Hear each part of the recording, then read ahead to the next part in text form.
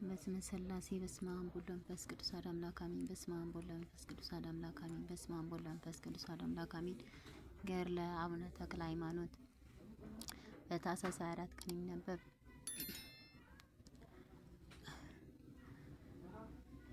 ከአማራ ሀገር ወደ ሀገራቸው ለመመለስ ከአባቱ ጋር ሲሄድ ከአንዲት ሀገር ሲደርሱ ጸጋ ዛፍ ልጁን እንዲህ አለው፣ ስለ አንተና ስለ እኔ ብዙ አዝናለሁ። ስንቃችን አለቀ። ያለ ምግብ መንገድ መሄድ አይቻለንምና አንተ ሕፃን ነህ፣ እኔም ሸማግሌ ነኝ። በጎዳና ብንወድቅ ማን ያነሳናል? የአገሩ ሰዎች ክፉዎች ናቸው፣ እንግዳም አይቀበሉምና ስንኳን ምግብ ሊሰጡ ከቤት እንኳን አያስገቡም አለው። አባቴ ፈጣሪያችን ከእኛ ጋር ሳለ ለምን ታዝናለህ? ጌታ በወንጌል የተናገረውን አታስብምን? ምን እንበላለን፣ ምን እንጠጣለን፣ ምን እንለብሳለን ብላችሁ አታስቢን? ሁሉ ከሃይማኖት ውጭ ያሉ አሕዛብ ያደርጉታልና እናንተስ አስቀድማችሁ መንግሥተ ሰማያትን ልጅነትን ፈልጉ፣ ይህስ ሁሉ ደራጎት ሆኖ ይጨመርላችኋል በማለት የተመረጠ ልጁ ካዘኑ አጽናናው። አባቱም ልጄ 1000 ዘመን ኑርልኝ፣ ስለአንተ እንዲረዳኝ እግዚአብሔርን አምነዋለሁ አለው። በዚህ ነገር ይህን በመሰለ ሁሉ በጎዳና ሲጫወት ውሎ በመሸ ጊዜ ፍስሐ ጽዮን አባቴ ወዴት እናድራለን ባለው ጊዜ ልጄ የአማራ ሰዎች እንግዳ አይቀበሉም ከቤትም አያስገቡም አላልኩምን አለው።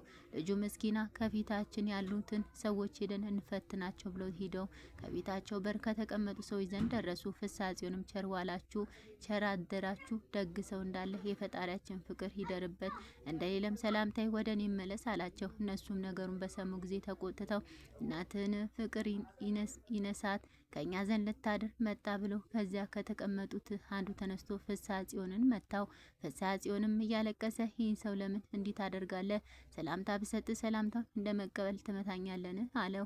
ዳግመኛም የእግዚአብሔር ባለሟሉ ቅዱስ ሚካኤል ይህ ሰው በእኔ ላይ ያደረገውን ግፍ ሁሉ አታይምን? የእግዚአብሔር ባለሟል አንተ የረዳትን ኃይል አሳየኝ እያለ ክቡር ፍስሐ ጽዮንን ሲናገር የመታው ሰው የአገሩ ሰው ሁሉ እያዩ ወደ ሰማይ ወጥቶ ተዘግዝቆ ተሰቀለ። ብዙ ይገረፋል፣ የሚገርፈውም አይታይም። ድምፁ ግን እንዳውሎ ንፋስ ድምፁ ይሰማል። ሰውየውም እናንተ የእግዚአብሔር ሰዎች ስለ እግዚአብሔር ብላችሁ ይቅር በሉኝ እያለ ይጮዋል።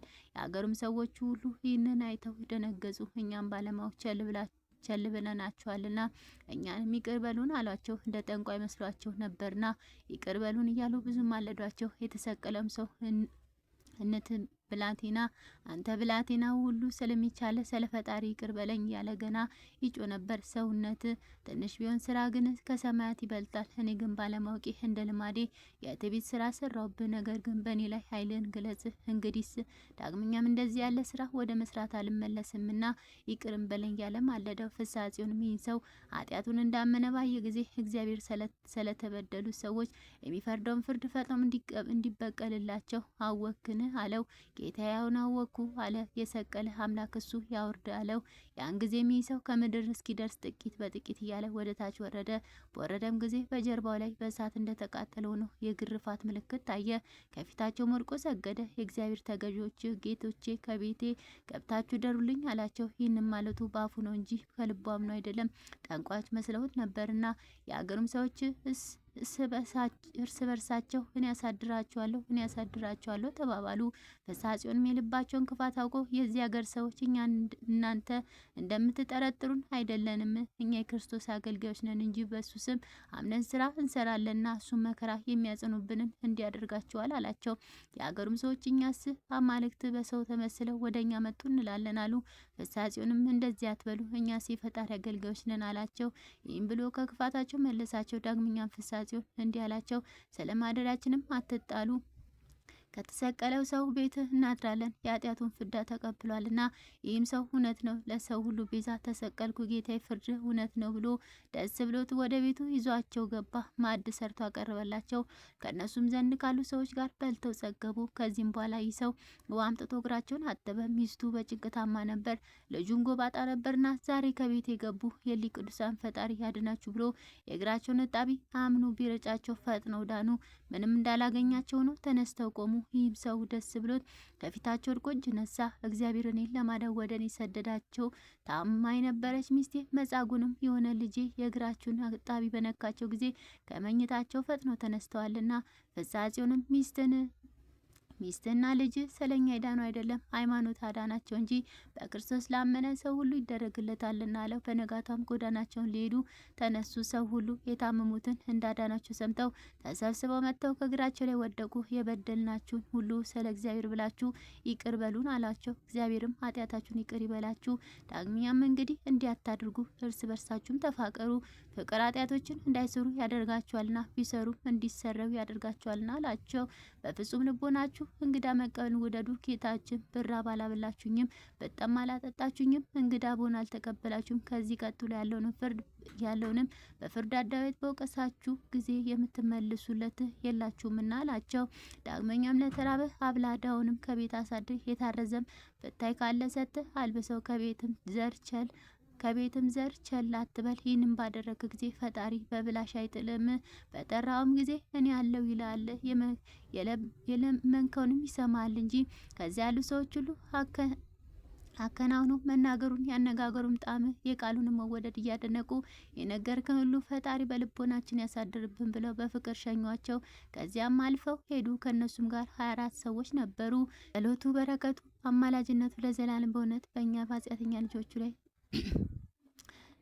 በእውነት ይደረግልና። አባታችን አቡነ ተክለ ሃይማኖት ያደረጉት ተአምር ይህ ነው። በምድረ አማራ በወሊድ ሕማም የተጨነቀች አንዲት ሴት ነበረች። ጽንሱ ለመውለድ ወደ ማጸኗ ተቃርቦ እያለ ባለመውለድ 8 ቀን ሙሉ በጻርና በመሰነበተች። ከጻርም ብዛት የተነሳ ሰማይን በእጇ ለመዳሰስ መሬትን በሩጫ ለማዳረስ ተፍገመገመች፣ ተንፈራፈረች። ነገር ግን አልተቻላትም። ከዚህም በኋላ ልክ እንደሞተ ሰው ሆነች። ስለሷም ተሰብስበው ያለቅሱ የነበሩ ዘመዶቿ ወደ አገረ ሮሃ የሚሄድ አንድ መነኩሴ አዩና እግዚአብሔር ያከበረ አባታችን በዚህ በዛሬት ዕለት በወሊድ ሕማም ተጨንቃ ለሞት የተቃረበች አንዲት ሴት አለችና እባክህ መጥተህ መጽሐፈ ጸሎት እንድገምላት ብለው ለመኑት።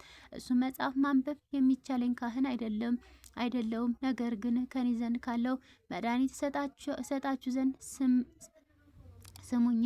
እኔ በገዳም መነኮሳት እየተዘዋወርኩ ሳለሁ አባታችን አቡነ ተክለ ሃይማኖት ከተቀበረበት ገዳም ደብረ ሊባኖስ ደረስኩ። ከዚያም በሕይወት ሳለ ከቁመተ ገድሉ ጽናት የተነሳ እግሩ ከተቆረጠችበት ገዳም ዋሻ እጅ ነሳ ዘንድ ሄጄ ከዚያ መጧት። አፈር እምነት አለችኝ፣ አሁንም እንኩ በፍጹም እምነት በውሃ በጥብጣችሁ አጠጧት አላቸው።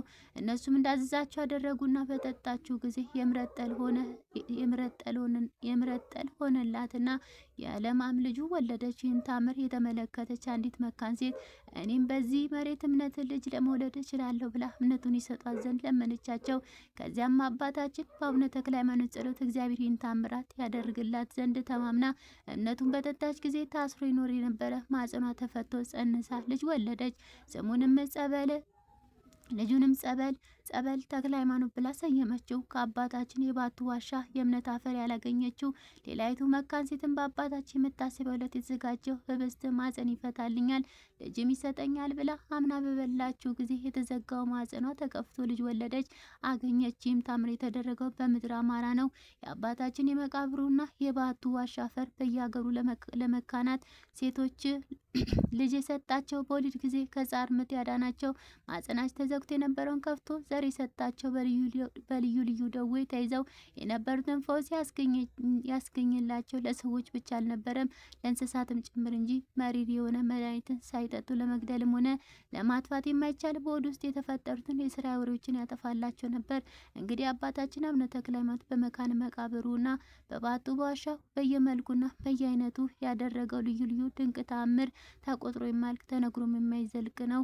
ጸሎቱና በረከቱ አማላጅነቱ ለሁላችን ለኔ ለኃጢአተኛ ልጁ እስከ እኔ ቤተሰቦቼ ይህን ጸሎት ከሚሰሙ ከሚያዳምጡት ከእህት ከወንድሞቼ ከእናት ከአባቶቼ ከህዝበ ክርስቲያን ጋር በእውነት ይሁን ይደረግልን ዛሬም ዘወትርም ለዘላለሙ አሜን አሜን አሜን። እኛ በተሳሳት ነው ባጓደል ነው ቃላት በገደብን ሁሉ ጻድቁ አባታችን አቡነ ተክለ ሃይማኖት አሟልተው አቃንተው አስተካክለው ባርከው ቅዱስ ይቀበልን ባርከው ቅዱስ ተቀብለው የኃጢአታችን መደምሰሻ የመንግስተ ሰማያት መውረሻ ዲያብሎስ ድል መንሻ ያድርጉልን። የአባታችን የጻድቁ አቡነ ተክለ ሃይማኖት ረድኤት በረከት ይደርብን። በቃል ኪዳናቸው በጸሎታቸው ከታሰንበት ከኃጢአት ስራ ከዲያብሎስ ስራት ሁሉ የተፈታን ነጻ ያወጣን ያድርጉን። አሜን አሜን ይደረግልን። አቡነ ዘበሰማያት ይትቀደስ ስምከ ትምጻእ መንግሥትከ ወይኩን ፈቃድከ በከመ በሰማይ ከማሁ በምድር ሲሳየነ ዘለለዕለትነ ሰማያትን ሀበኒው ማድክለነ ሀበሳን ወጊጋይነ ከመነነኒ ንድግ ለዛበሰነኒ ታባነ ጊዜ ውስጥ መንሱት አላደነን ባላነ ኩሉ ኩዝ መዚያ ከቲ መንግስት ያለ ስባላ ዓለም ዓለም አሜን። በሰላም ቅዱስ ገብርኤል መልአክ ወክስትነ ማርያም ሰላም ለኪ ድንግል በህናኪ ወድንግል በስጋኪ እግዚአብሔር ጸቦት ሰላም ለኪ